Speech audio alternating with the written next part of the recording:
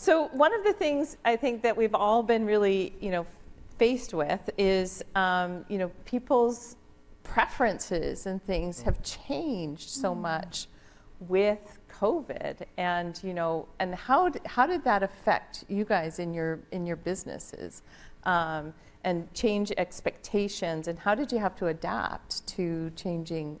So I don't know, Selwyn, I'll start with you, and maybe Sure. Rachel, if you want to pick up on that. I think it actually accelerated our movement. So we were always that affordable journey, fun day out. But what happened when you're not able to actually enjoy that fun day out in our stores, we had to find a different way. So that is when what you know as buy in store, pick up, we went big in click and collect. We found partnerships with Penguin Pickup here in the city of Toronto to get those goods to you no matter what. But I think the most important thing is that we've been on this journey from an omni-channel perspective. So starting with click and collect and really understanding not only does our distribution network play a role, our stores play a role, our remote call center plays a role. Now what we really do is look at this in a totality. So I like to call it a hub and spoke. So if you use basically the distribution network that we've built really hard, and you think about the units that we have across the country, they're like hubs or nodes in a system. Everything has a purpose. What we're doing now is we're investing more in this transformation. So we can turn these units, they're super fun, you can get all the meatballs that you want, but on the back end, they're actually delivering goods. So our famous Etobicoke store right down the street here is now actually delivering up to 500 deliveries into the city now. See, there we go. I got a fan. And we're doing this throughout the country. We'll be doing investments in IKEA Vaughan, IKEA Richmond, and what we're trying to do is make sure that everything that we built has a purpose. We want to be more accessible for the many, but we want to do it in a really good way. So what you'll also see is right now we're also building all of that technology from an EV network perspective in. So most of the deliveries that we'll start, up to 40% of our deliveries today, are all done in electrical vehicles. So we're really trying to make sure not only we be more sustainable, but we be more convenient in a good way. So the pandemic actually got us to speed up the transformation, really look at long-term sustained growth, and actually had us in a position where we came back with people into our units and we were transformed. Now, not only can we be better online, we can be better in our stores, and it's a total ecosystem now. So when I reflect back on the pandemic and when those rolling closures started to happen, there were a number of things that came about. First of all, we serve small businesses, and small businesses got hit hard in the pandemic. They needed us.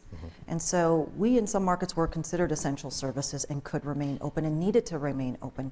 I think when it first happened, we weren't sure what was happening, but our local stores actually went out and printed these signs to help people understand where to line up, keeping the 6 feet distance, and went out into the market and just dropped them off. You're going to need this, just to help them get started.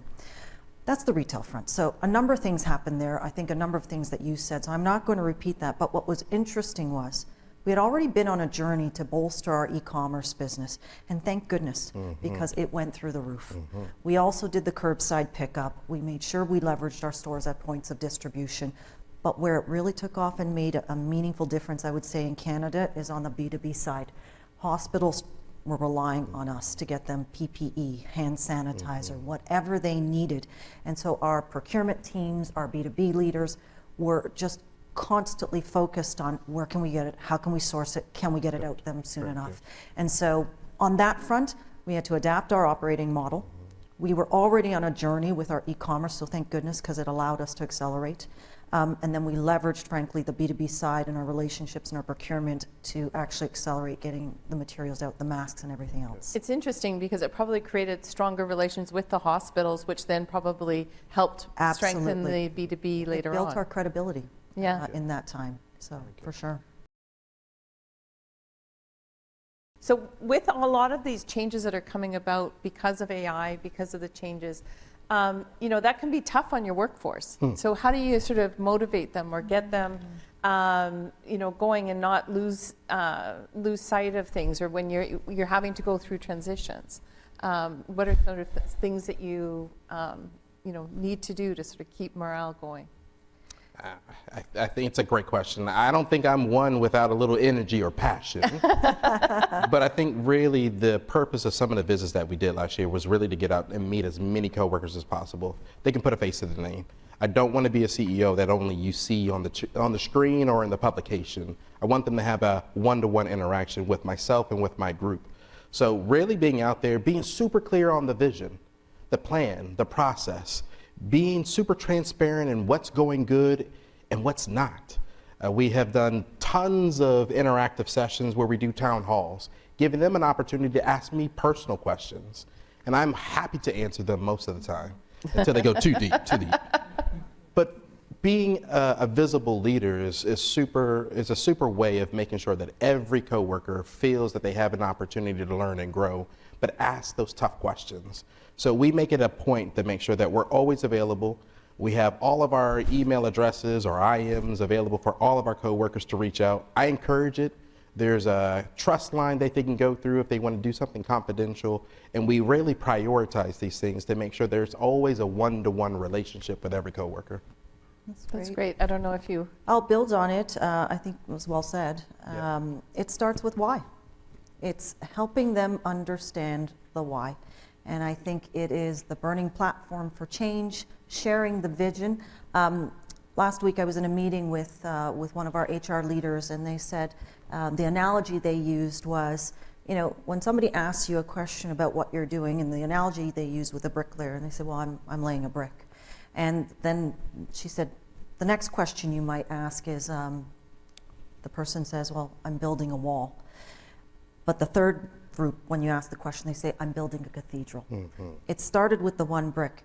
And so I think the knowledge, the passion, the understanding, the communication around your why and where we're going, why we're going to get there, how we're going to get there, gets people rallying behind a cause, even if they're busy. Mm-hmm. And they know they're busy. And the reality is sometimes I step back and I say, oh my gosh, we're doing so many things.